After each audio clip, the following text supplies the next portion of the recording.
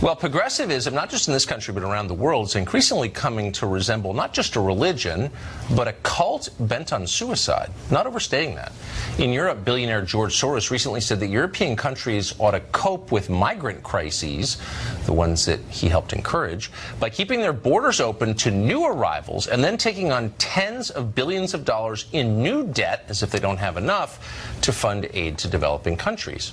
Meanwhile, in Oakland, California, the First Congregational Church is urging its members not to call the police ever, no matter what the problem is, for the stated purpose of protecting non-whites in the congregation from police violence. Nigel Farage once led the UK Independence Party, and he joins us now.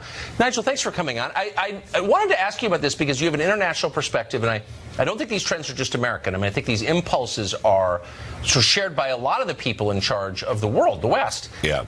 And one of the driving impulses seems to be masochism or the desire to destroy our civilization, even suicidal in some cases. But the idea that you're not allowed to defend yourself seems to undergird a lot of what we're seeing. Have you noticed this? Yes, not just yourself, but in fact the whole shape of society. I mean, Jordj Soros' Open Society Foundation, which he, of course, has poured billions of dollars into. I mean, this is the biggest political campaigning organisation in the world.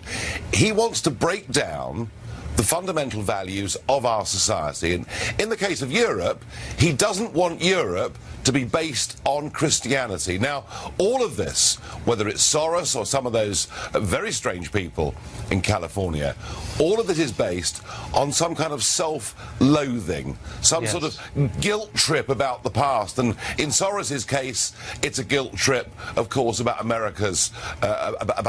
Germany's wartime actions, the way the Jews were treated. In America, in many cases, it's how the native Indians were treated. It's all based on guilt, but it's not based on reality. I have to say, in the case of Soros, the bosses in Brussels will be furious with his timing. Right now, we have Italy in revolt because the new government, or the attempted new government, wants to get rid of 500,000 illegal migrants, and Soros appears to be going ever so slightly mad. Right. I mean, look, I would say that there are a lot of sins that we collectively have committed as a society, as a civilization, obviously.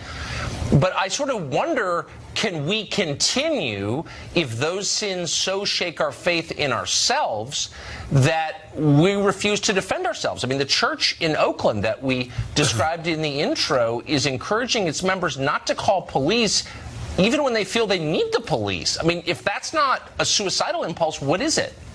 Oh, no, I mean, look, you know, there are many European cities now where the total failure of our political class to defend our Judeo-Christian culture, which actually underpins our whole society, is in many ways what's opened the doors to Islamic extremism. So we are engaged in some very, very dangerous policies here. The good news, though, is that voters are rebelling.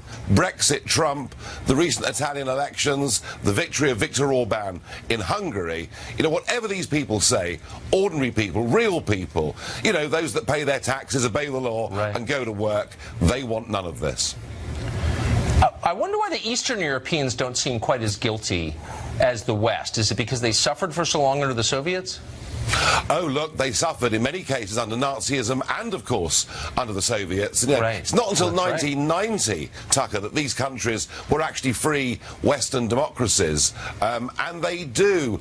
I think it's important to realise that the Church plays a much bigger role in society in Poland and Hungary than it does in France and Germany. That's really smart. Nigel Farage, thank you. Good to see you. Thank you.